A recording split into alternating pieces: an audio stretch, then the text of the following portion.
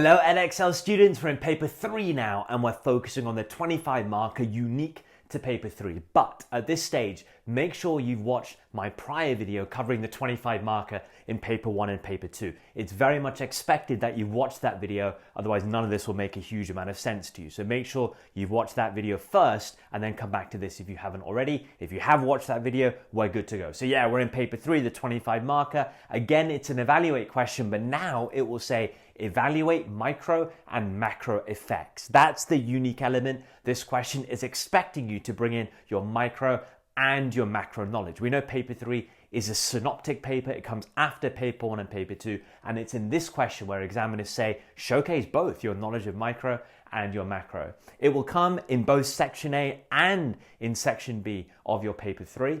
So what will happen at the end of each section, there'll be two 25 markers. You just need to write one of those two. You pick one of those two. So you'll write one 25 marker in section A and one 25 marker in section B. But they'll both be micro, macro questions. The mark breakdown is just like the 25 marker in paper 1 and paper 2. So we know this is a long essay. It's marked in levels. It's going to say evaluate micro and macro effects, but it might say something different. It might say evaluate micro and macro reasons for something, micro and macro types of something, micro and macro factors that lead to something, micro and macro causes, micro and macro consequences, micro and macro policies. The wording might be different, but essentially micro and macro effects or micro and macro something is what the question will say. The lucky thing for you is it's very easy to do this within your existing 25 mark structure. You're going to be writing your macro and micro only in your analysis paragraphs. You'll see that a bit later, but it's actually really simple to do it without confusing yourself, without overthinking what you need to do. How am I going to interchange between micro and macro? So simple, you do it in your analysis. Use the extracts. Well, massive silver lining for you in paper 3. Your 25 marker is now linked to extracts, and everything you need, everything is going to be within those extracts. Use those well. Oh, you've got so much help in paper 3, so don't worry too much about it. Oh, micro, macro, how am I going to do it? Am I going to be okay? The extracts will guide you brilliantly. It's the same time management, guys, as paper 1 and paper 2. If everything goes well, it should be 35 minutes that you have to write your 25 marker in section A and in section B. And you are following exactly the same structure as your 25 marker in paper 1 and in paper 2. And this is where you need to have watched that prior video. So yeah, you define your key terms that are in the question, get those in first. Then you're looking for two analysis paragraphs. That's where your micro and macro will go. So analysis paragraph 1 could be your micro effect.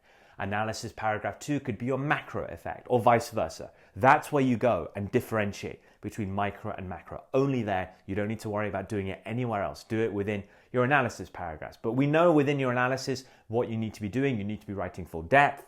You have to apply. The difference now is you've got extracts, so your examples, your application will come directly from the extracts. In truth, your micro and macro effects will come directly from the extracts. Everything will be given to you. You just have to develop the detail and make sure you're applying from the extract. And as always, we're thinking, can a diagram be drawn to illustrate the point I'm writing? If the answer is yes, you can draw it to back up the point that you're making. If the answer is no, then don't worry about it. The same stuff that we said on the prior 25 mark video, but your micro and macro effects go within your analysis paragraph. Simple as that, and you just develop the detail.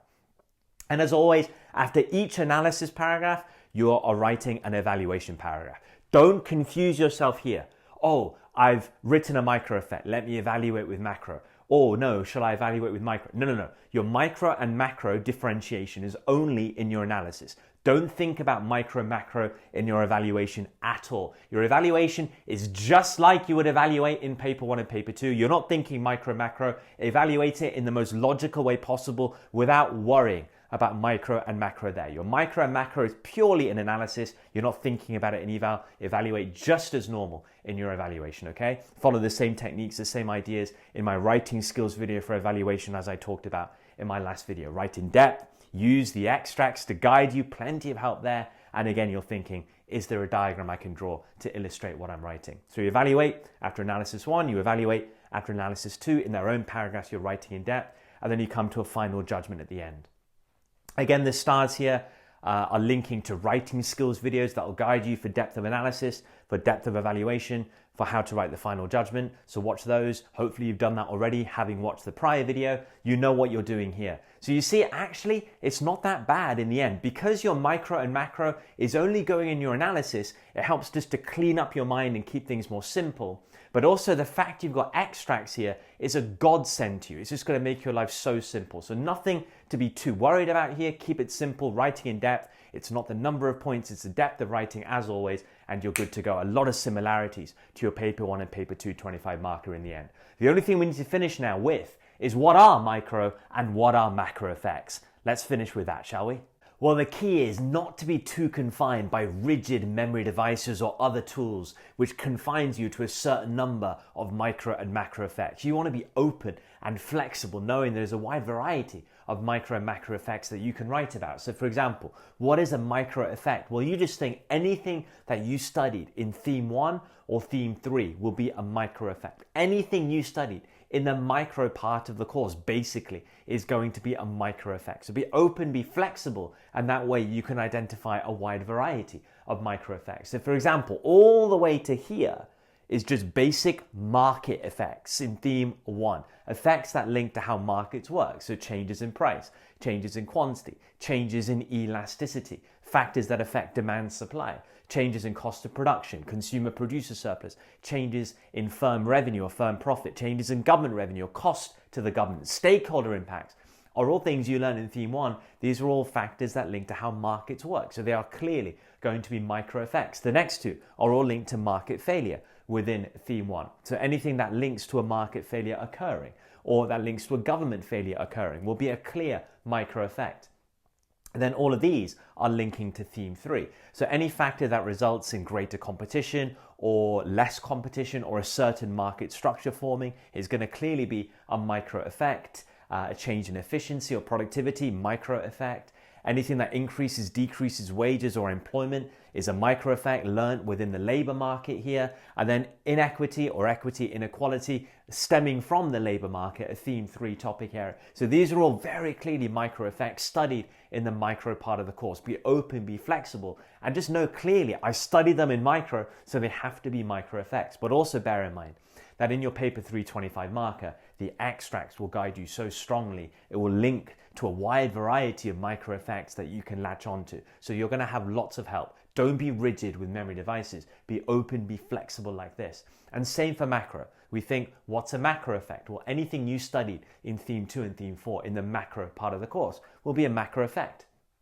So any shift of ADAS, a macro effect. Anything that links to the macro objectives, your core ones like growth, unemployment, inflation, the balance of payments, your current account position, yes, but also the less core ones like income inequality, government finances, lower down on the list, again as macro objectives, macro effect. Anything that affects the value of the multiplier or can link to a multiplier effect. You studied all of this in theme 2. They're all macro effects. And then down here, this is all what you covered in theme 4. So anything that affects the international competitiveness of exports or of the economy at large, macro effect. Anything that leads to an exchange rate change or a protectionist measure being imposed. Anything that affects living standards or poverty, think of that in the development economics context, right? Are all theme 4 ideas. They're all clearly therefore macro effects, but again, the extracts will drive you, will give you what you need. So again, be open. Don't be too rigid with memory devices and limit yourself. Be open at this stage. You're doing your paper 3 25 mark. You've got so much micro and macro knowledge. Trust that knowledge. Trust your instincts. Be open and you'll write a much better 25 marker rather than being rigid. That's it. There are micro and macro effects. Write them all down. What I'm going to do now in the rest of this playlist is go through a wide variety of topic areas that could be micro and macro questions, and I'm just going to guide you with a variety of micro and macro effects linked to those topic areas. So you'll enjoy watching those videos as you prepare for your paper 3. That will guide you of how easy it is to do this. So stay tuned for those, watch those, enjoy those, and you'll be set, ready to smash your paper 3 25 marker. Thank you so much for watching this video, guys. Stay tuned for the next videos. You'll enjoy them massively too. See you there. Thank you.